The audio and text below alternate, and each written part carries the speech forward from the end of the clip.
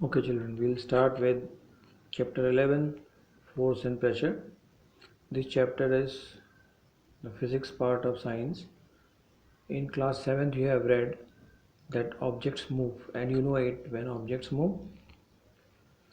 Whether an object is moving faster or slower, what does the distance moved by the object in some time indicate? That means when a body is moving, then how much distance does it travel in a time? You have done. You also know that a moving object like a ball rolling on the ground slows down. These are things which you have studied earlier. Sometimes it may change its direction of motion when a ball is rolling on the ground. What are the different things which can happen with the ball? The ball will keep on rolling. After some time, it will slow down. Sometimes the ball may change its direction of motion. It is also possible that the ball may slow down and change its direction.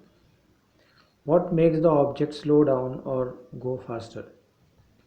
So, some of our everyday experiences, what do you do to make a football move? They have given example, and that how will you make a ball move? Does it move on its own? Example is, how does a goalkeeper stop a ball? When a ball is moving, a goalkeeper stops the ball. Then a hockey player, how does the hockey player move the ball? And a cricketer who's a fielder, how does he stop the ball? So these are some of the different daily life experiences which we see that these are different situations. In all these situations, the ball is either made to move fast or it is made to slow down. Where do you think the ball is made to move fast? When a cricketer hits the ball with a bat, or a hockey player hits the ball with a stick, or a footballer hits the ball. And how does the ball come to rest? When a fielder in a cricket match stops the ball and a goalkeeper stops the ball. A force has to be applied on a ball when it is kicked. So, what is the conclusion of all this? That a body can move or it can stop under the effect of some force. So, we will read what is force and what are the different. Now, what is force? Actions. There are some actions written here. Actions like picking when you pick something, opening when you open something, shutting when you shut something, kick, hitting, lifting, flicking, pushing, pulling are often used to describe some tasks. So when you say that I am shutting a box, I am shutting a door, I am kicking a ball, I am pushing a door, something. So all of these are called some tasks or some work. Each of these actions usually results in some kind of change in the motion of an object. That means when you are kicking a ball, when you are hitting something, then there is some change in the motion of an object. So, what is force? Force is defined as when a force is applied, force is an external agent. It is something which acts from outside. Acting from outside means like a ball is kept on the floor, it will not move on its own. So, what will you say force? A force is an external influence which makes a body at rest start moving or make a body which is moving to come to rest. So in science we say force is a push or pull which acts when a body is at rest and the body at rest starts to move or it is pulled. And force is also when a body is moving and its direction is changed or it comes to rest. These are some of the definitions of force. So in science, force is described in different ways, but scientifically, force is defined as an external influence which makes a body come to rest or start moving in a straight. Now, there is a table given here identifying the actions. The actions can be push or it can be pull. There are columns given here in which there are some actions written 1, 2, 3, 4, 5, 6. The type of action is mentioned there. In front of this action, you have to write what type of action is used Like first one is moving a book. How will you move a book? So what action you will take? The action given in the table are pushing, pulling, picking, hitting. So you have to select which action will be used to move a book. So they have written pushing can be used to move a book. When you will pull a book, then the book will move. When you will lift the book, then the book will be moved. Only three names are written here. Why are other names not written here? So these are three common names and fourth one is blank. So why do you think are these three names? Because other actions do not apply when you are moving a book placed on a table. In the end, there is another column written action can be grouped as a push or a pull. So how will you move a book? By pushing or by pulling? So it is written, both the columns is written yes. It means we can make a book move by pushing or by pulling. In the same way, second one is opening or shutting a door. So what type of action will be applied in opening a door or shutting a door? You have to write, fill in the columns, and then in the end write what action can be grouped as. Will the action of opening a door or shutting a door will be called push or pull? So like push and pull, how will you open or shut a door? We will open a door by pushing and we can open a door also by pulling. So both the columns will be yes. In the same way, you have to write all the columns and write the actions involved in them in this table. Once you have written the table, you will see that in all the actions, some of the actions will be common and action can be grouped as a push or a pull. In all of them, you will see either push will be there or pull will be there. Okay, so all of you fill this table and write everything in. Now let's continue with forces. It starts, there are some pictures shown here. Suppose a man is standing behind a stationary car. Will the car move due to the pressure, due to his presence? That means if the man just stands there, will the car move? No, the car will not move. Will the car move when he applies force? Yes, the car can move if he applies more pressure or more force. The car may begin to move in the direction of the applied force, in the direction in which he is applying the force. Now the man has to move the car to make it move. Now figure 11.3, there are different figures shown here. In the third figure, there are two girls. Shows three situations that may be familiar to you. All these situations, in the first picture you can see that two girls are pushing each other. Both the girls appear to push each other, while the pair of girls in the next figure are pulling each other. One pair of girl is pushing and the second pair is pulling each other, and the last picture shows a man is pulling a bullock.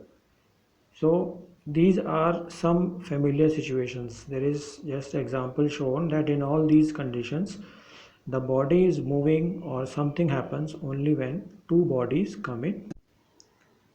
So what we have read, that from the two examples which were given about tug of war and pulling of the two girls, we can conclude that at least two objects are required for a force to come into play. An interaction of one object with another object results in a force between the two objects. So minimum two objects are required for force to act. Next is exploring forces. Exploring, we want to know more about the forces. They have given an example of two boys are pushing. One picture is shown where one boy is pushing one box. Choose a heavy box. They have written here that a heavy box is there and one boy is trying to push the box. What can happen? Either he may be able to push or he may not be able to push. He is trying to push the box from the right side to the left side. So what can happen? Either the box will move or the box may not move. In the second picture, two boys are pushing the same box. One is pushing from the right side, another is pushing from the left side. Now again in the second situation, two things can occur. one boy which is on the right side, if he applies more force, then the box may move from right to left. And if the left side boy applies more force, then the box may move from left to right.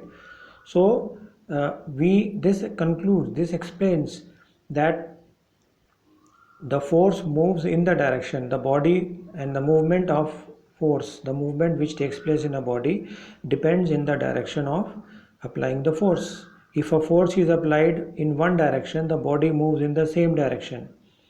In the second picture, they have shown example of tug of war. You have seen tug of war in school also, and the two teams apply force on the opposite side. And what happens in this? How do you know which team is winner? And how do you know when both the teams are not winning? So what happens in tug of war? The team on the right side applies force, the team on the left side applied force. When the team on one side, suppose the right side team applies more force, the rope will move to the right, so team on the right side will be declared winner.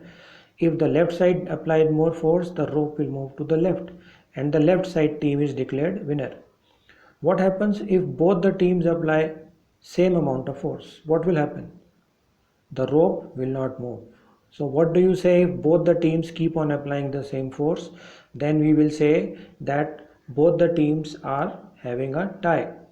So this simply shows that force depends on the direction of movement.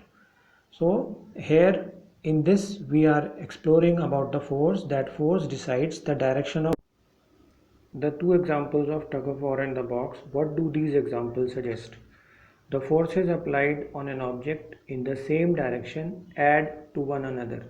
That means when forces are applied in the same direction, like the two boys, they were applying force in the opposite direction. If both the boys come on one side and apply force, then the force will be added.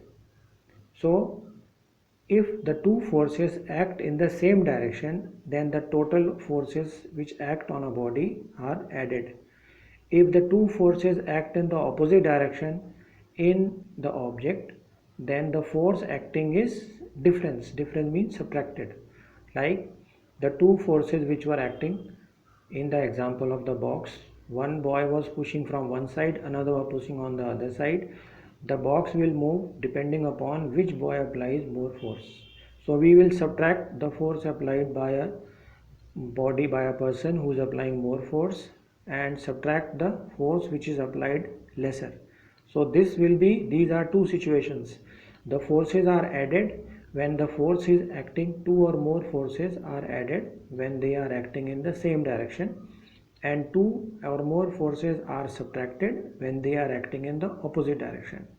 This is the exploration of force. Recall that in the tug of war also we read that there was direction. So we learned that a force could be large or small than the other. One force can be larger, one team can apply more force, another team can apply less force. The strength of a force is usually expressed by its magnitude. Magnitude means the quantity. We have also to specify the direction in which the force acts. Whenever we say force is acting, we have to tell the direction. If the direction or the magnitude of the force changes, its effect also changes. If the direction of force changes, then the effect of force will also change. So in general, more than one force may be acting on any object. When single force acts, then it is okay, but when two or more forces are acting, then we say that we add the force or we subtract the force. Next is force can change the state of motion. That means force can change the state of motion. There is an activity shown here. Example is simple. Take a rubber ball and place it on a level surface such as a tabletop, and now does the ball begin to move? No, it will not move. Now you push the ball again, with it start moving? Yes, it will start move. Next, place your palm in front of the moving ball. When the ball is moving, put your another hand in front. What will happen? Two things can happen. The ball will come to rest or its direction will change. So these are two types of forces. One force makes the body move, another force can change the direction. These are just explanations. You might recall similar situation, for example, while using a penalty kick in football. When a person is applying penalty kick, he shoots the ball, and what does the goalkeeper or the team do? They just stop the ball or they change the direction of ball. The ball is at rest and in the speed changes. The applied force makes the ball move towards the goal. Suppose the goalkeeper jumps, he will stop the ball. Or if the goalkeeper does not jump, he kicks the ball, then the direction of the ball can change. So the state of motion of a body changes depending upon which type of force is acting. Its action, the goalkeeper, here the goalkeeper will try to stop the ball or he can change the direction of the ball. So a force can change the state of motion, in which state